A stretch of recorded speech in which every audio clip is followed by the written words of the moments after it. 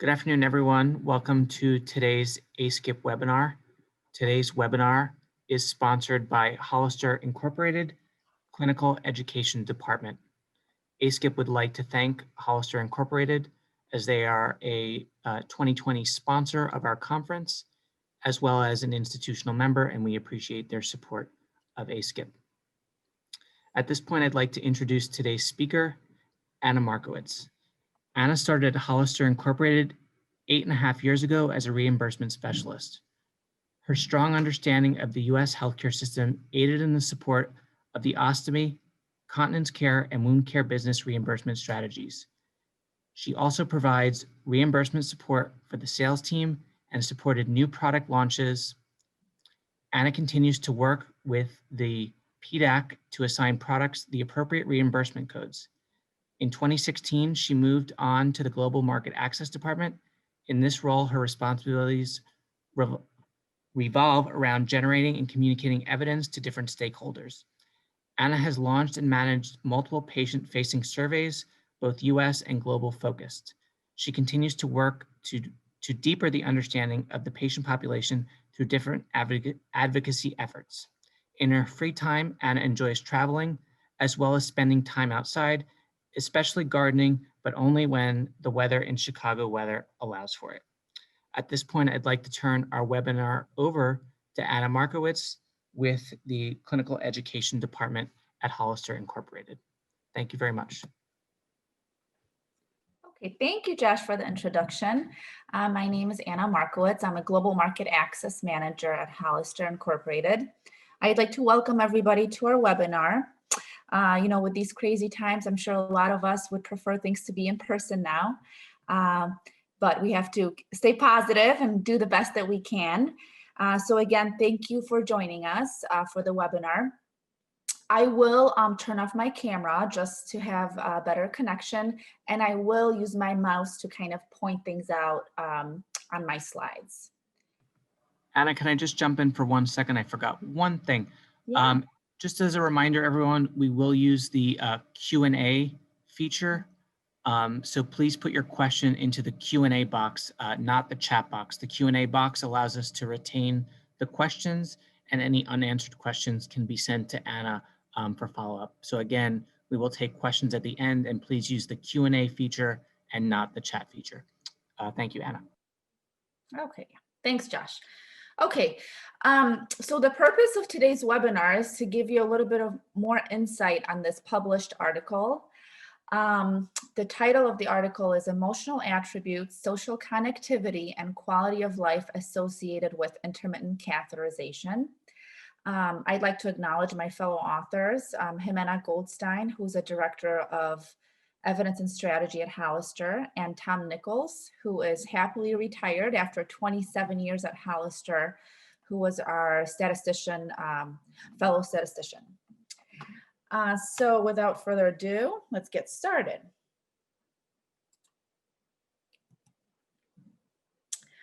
Our new life, our new normal, is a lot different from what we're used to. But obviously, our new circumstances are what they are, and our new life and work environment, it just shows you how big of a role it plays in your everyday life. But not everything is so bad about being stuck at home. There's something to be said about having the time to organize and do house projects, or spending time with your family and your pets. Even though I'm not convinced that our dog likes to have us home as much as we are.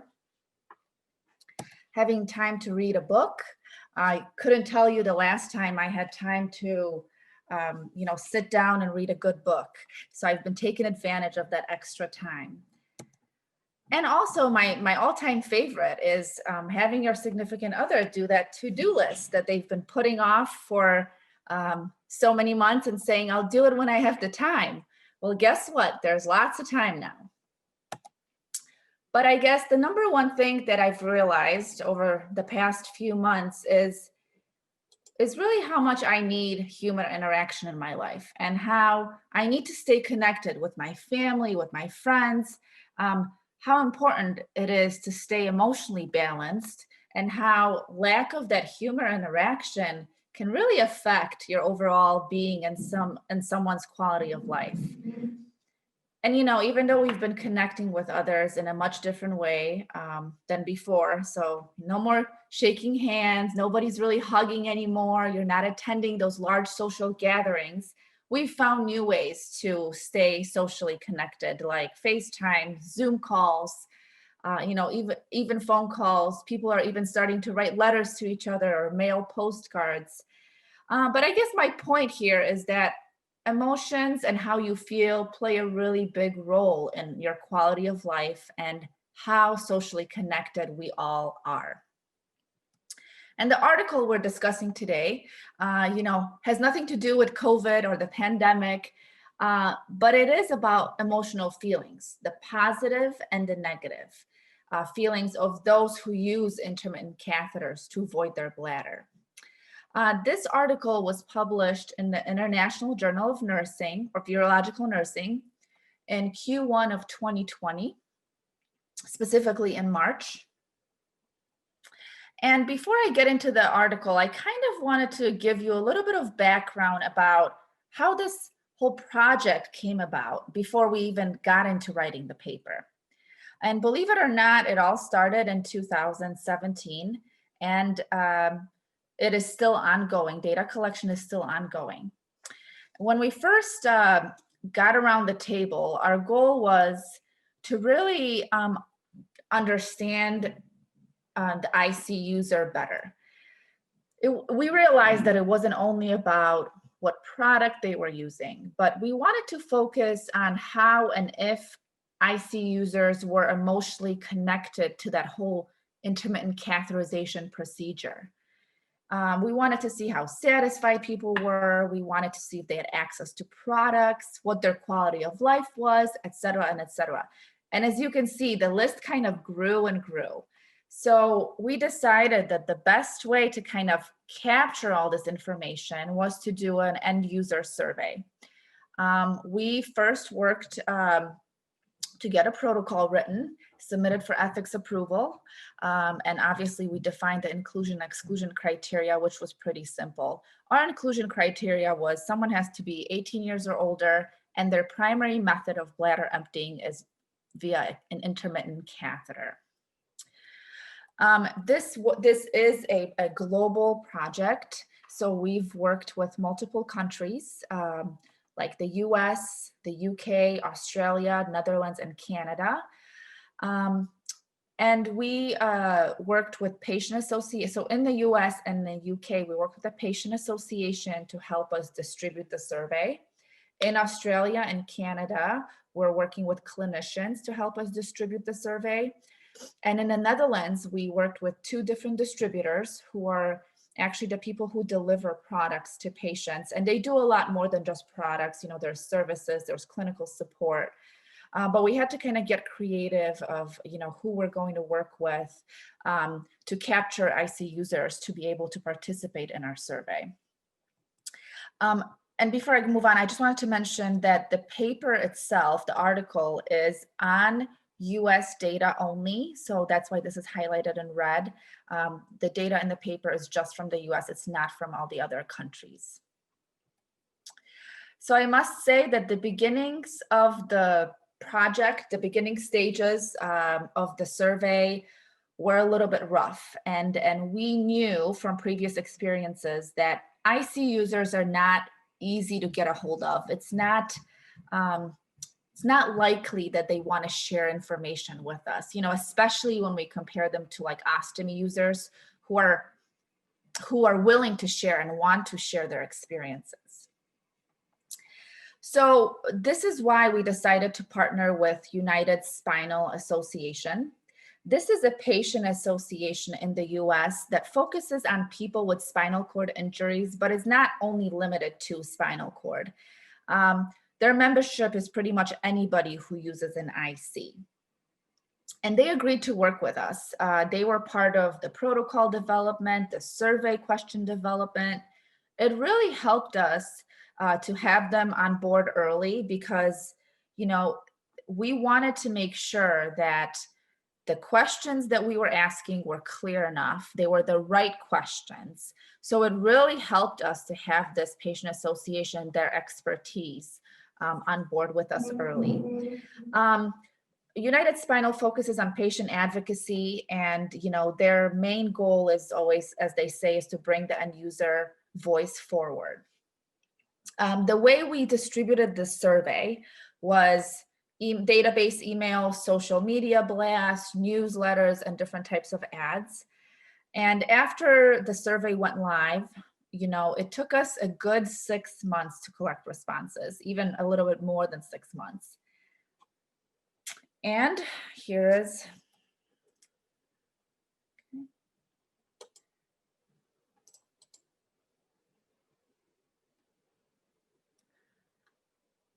after much data analysis, we decided that we wanted to write a paper about emotional aspects of adults using an IC, and that kind of became our primary objective.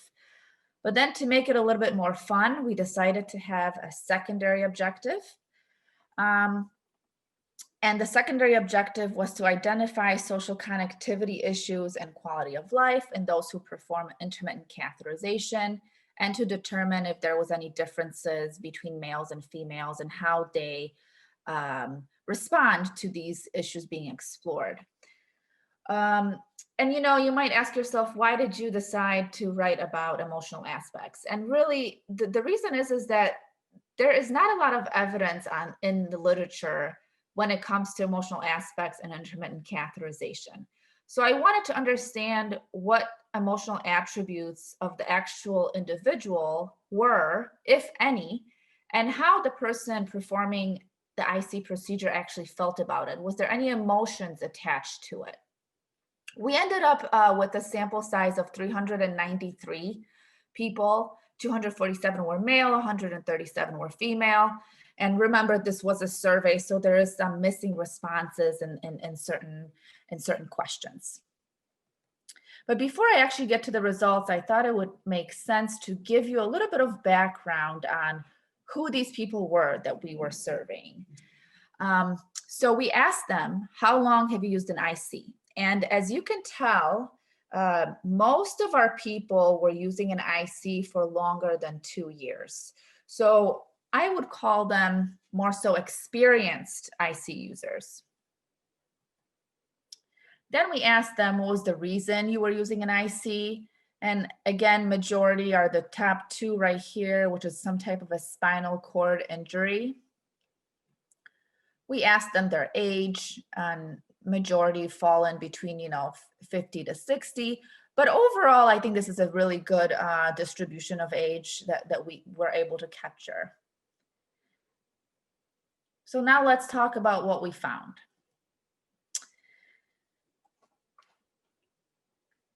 We looked at this paper, in this paper, we looked at negative attributes and positive attributes. So the potentially negative feelings or attributes that we looked at were, 1 was depression, 2 was feelings of anxiousness or nervousness, and 3 was feeling bad about yourself. And then the potentially positive feelings were empowerment, independence, and confidence. And then our secondary objective would come in with social connectivity and quality of life. So we'll go over the negative attributes first. This is what the question stated. The question stated, overall, does the use of an intermittent catheter make you feel depressed, anxious, or nervous, or feel bad about yourself? We used a 5-point scale, 1 to 5, with 1 being not at all. So this is your positive anchor, this is your positive end of the scale, and 5 being a great deal, which that becomes your negative part of the scale.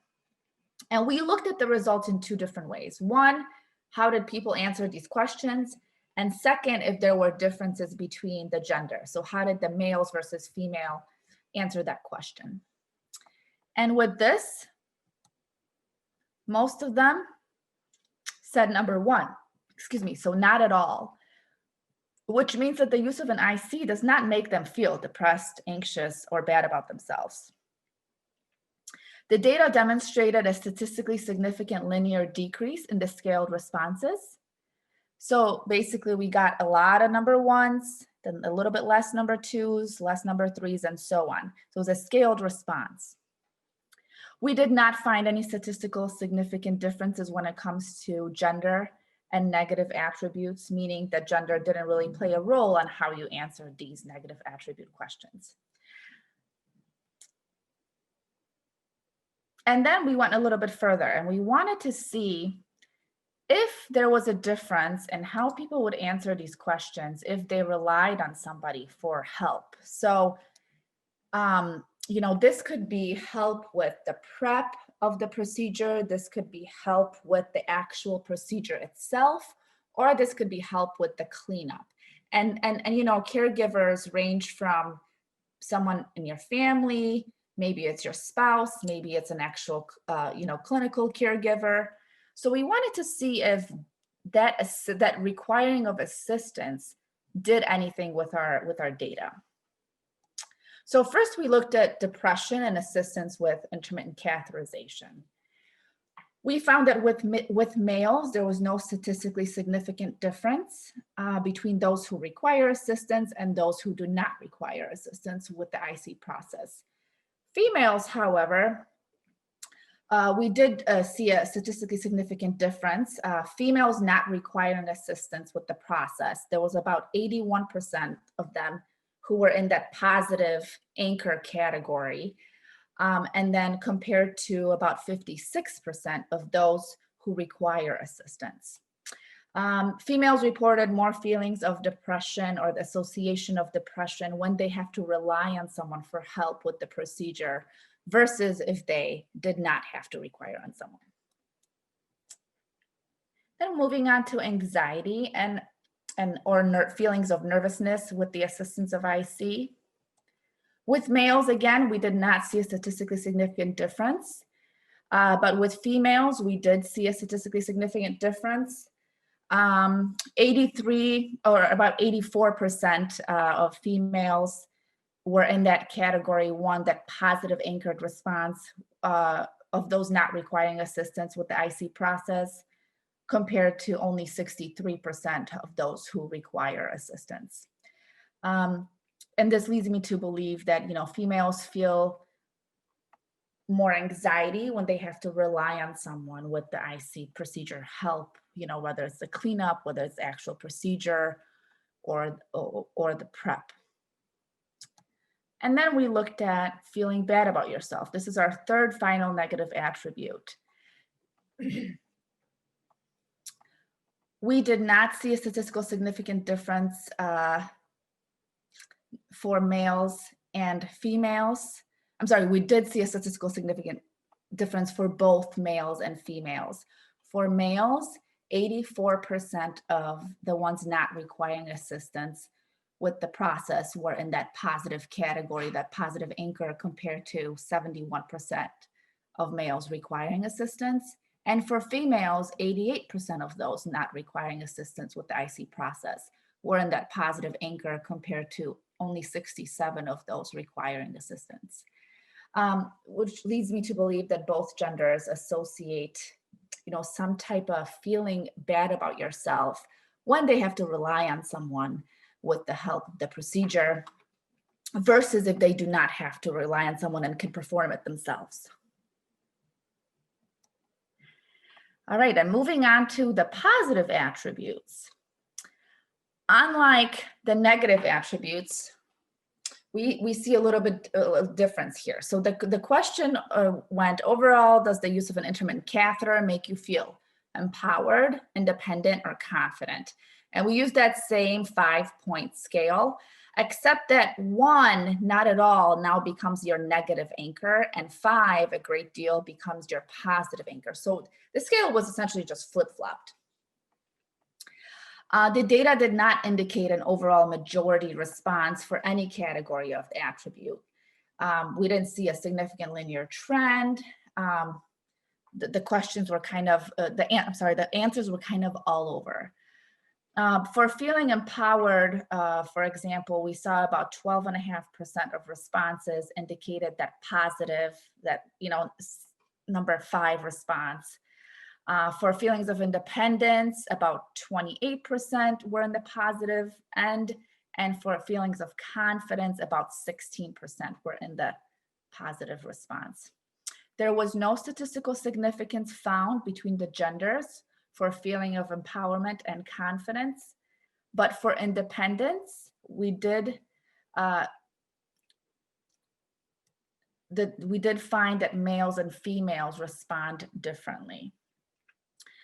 We found that 24% of males responded to the top tier of the scale, while 35% of females responded to this. So women tend to feel or associate maybe a higher level of independence compared to males, because the use of an IC gives them that feeling.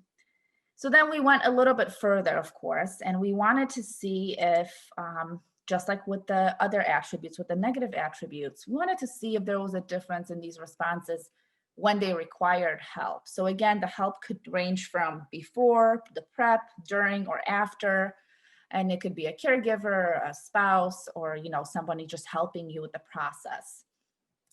For feelings of empowerment and assistance with IC, there was no statistical significance difference noted for any of the genders, male or female, based on the fact if they needed, IC assistance with the process. So basically, both women or men did not respond differently to the positive feeling of empowerment, whether or not they needed assistance with the process. Moving on to independence and assistance with IC. There was no statistically significant difference noted for males based on whether they had assistance with the IC process or not. In females, we did see a statistically significant difference. Data indicated that 67% of those not requiring assistance with the IC process were in that positive anchor category, compared to only 30 of those requiring assistance. Data pretty much indicates that women who do not require assistance with the IC process were reporting or associating levels of independence, higher levels of independence versus women who need help with the IC process. Confidence and assistance with IC. We saw no statistical significant difference for males, but females did demonstrate a statistically significant difference. There was 44% of females that do not require assistance were in that positive anchor category, compared to only 18% of those requiring assistance.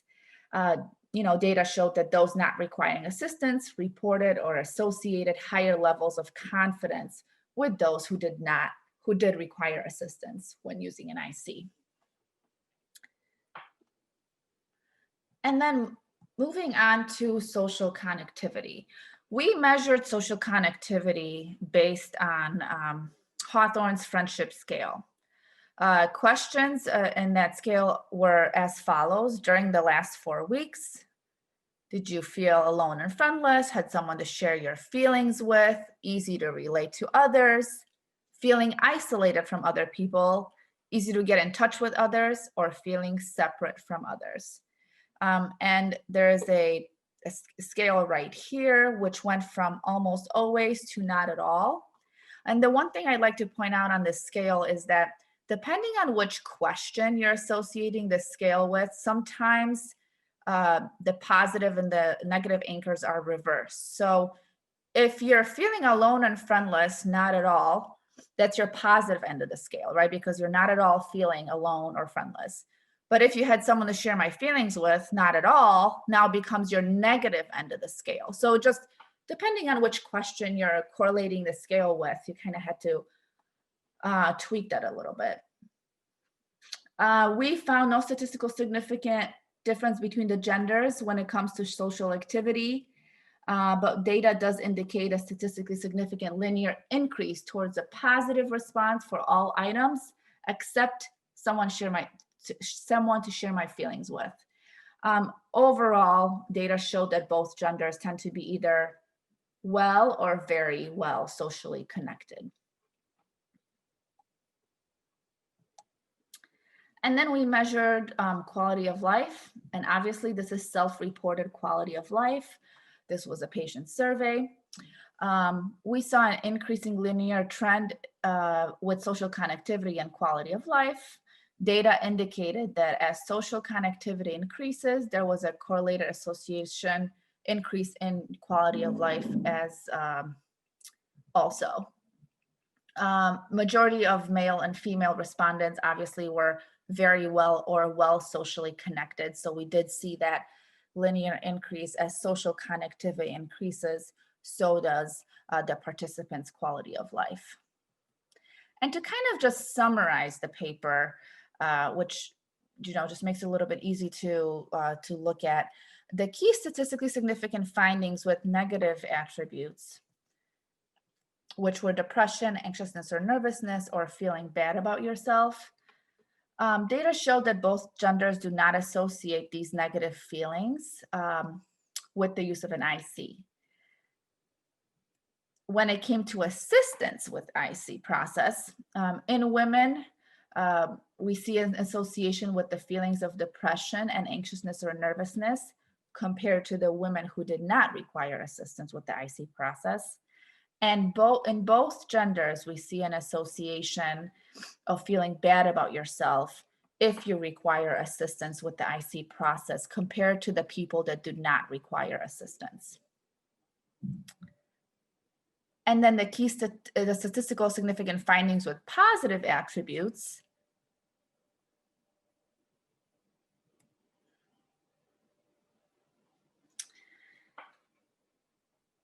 The positive attributes for independence, we saw more women report that the use of an IC makes them feel independent compared to men. So we saw a difference there.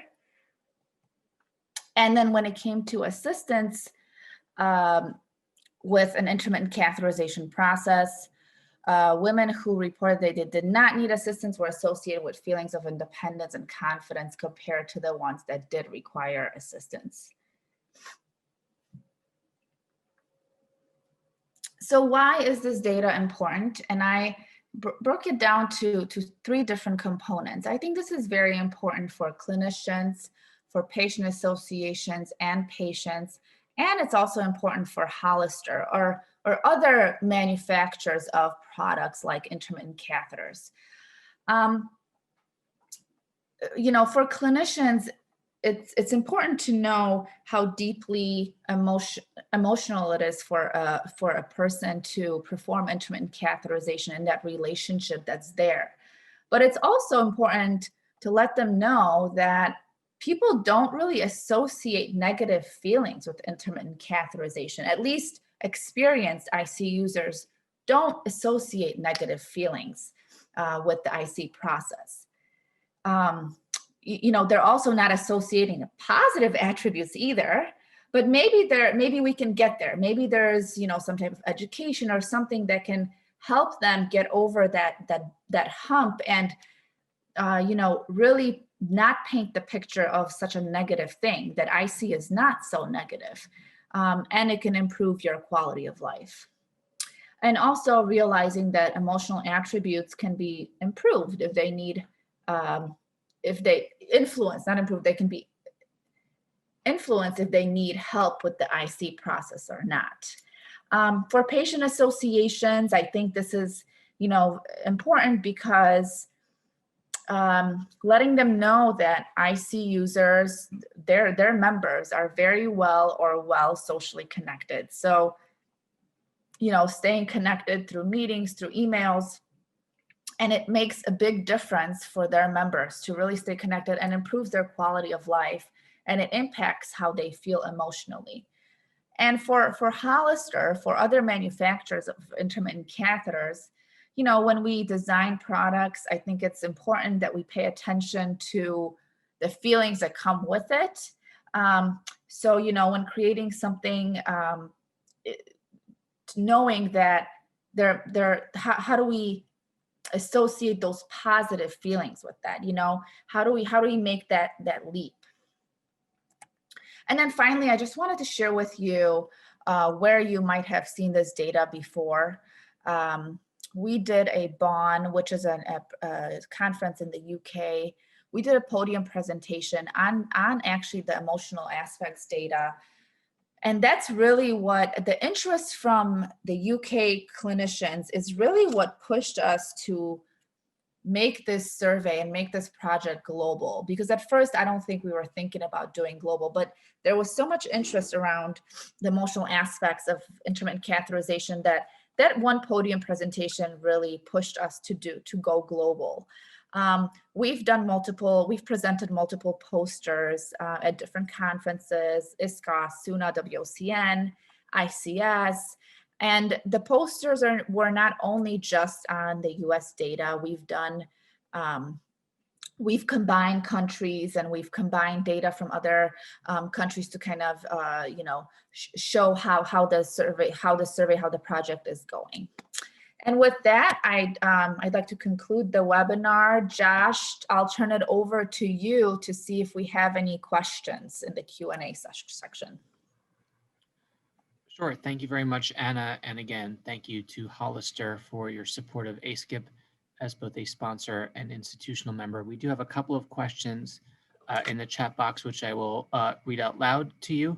As a reminder for those that joined late, if you do have a question for Anna, to please put them into the Q&A box, not the chat box, the Q&A box. And if there are any unanswered questions, we can forward them to Anna or Hollister for review. So the first question is, was there any exploration of place for IC? I find some young males embracing IC fully and others saying no, and plan their lives around being able to be at home. So I think I need a little bit of clarification.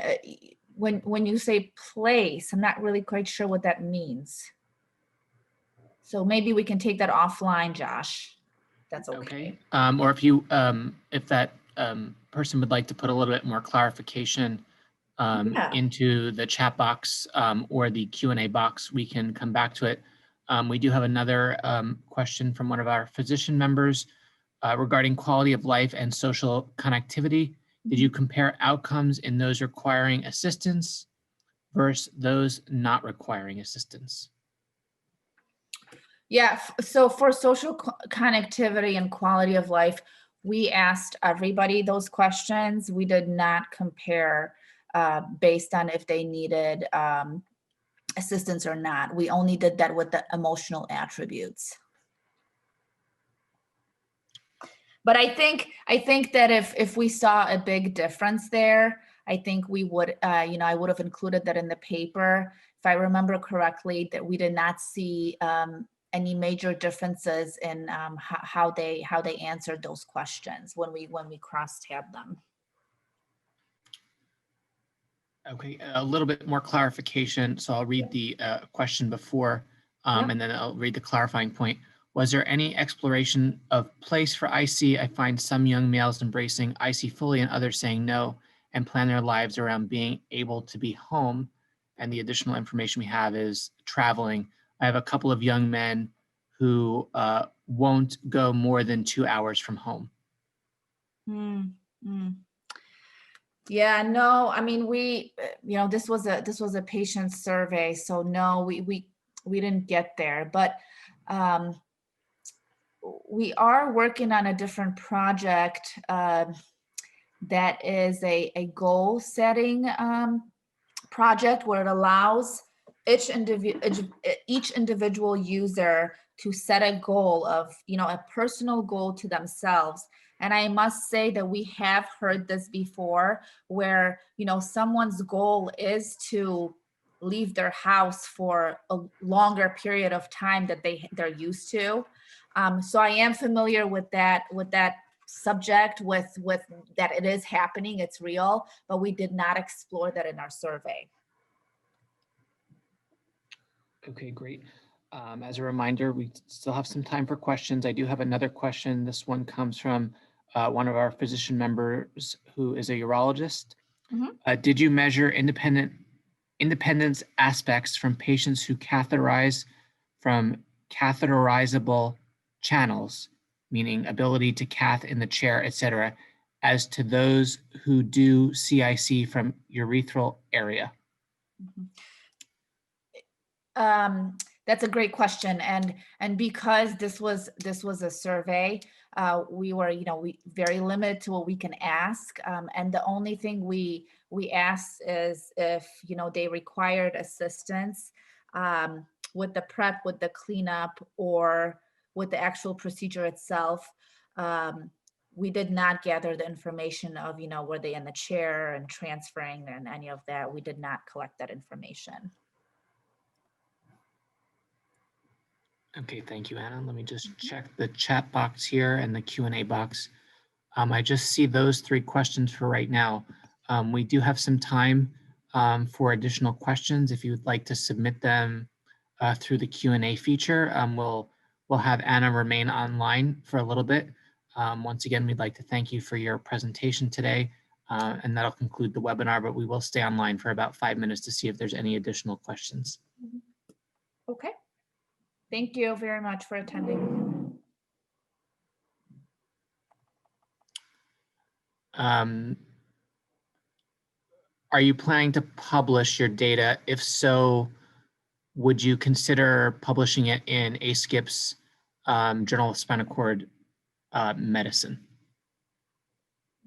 Yes, so this actually has already been published in the British Urological Nursing Journal in March of this year, and it's an open access link. However, as we're gathering all the data from the global scale, from the other countries, we are thinking of publishing, more data, different aspects of the survey. So yeah, definitely. I think that we should talk a little bit more. And if for now, if you want the link to the open access article, I can share that with you too. Yes, if you would share that with me, I can get it over to anyone who would request that. Yeah, sure. Okay, well, I don't see anything else other than a couple of thank yous for the very informative talk, Anna, so we appreciate your time. And that'll conclude today's ASCIP webinar sponsored by Hollister Incorporated Clinical Education Department. Thank you very much, everyone.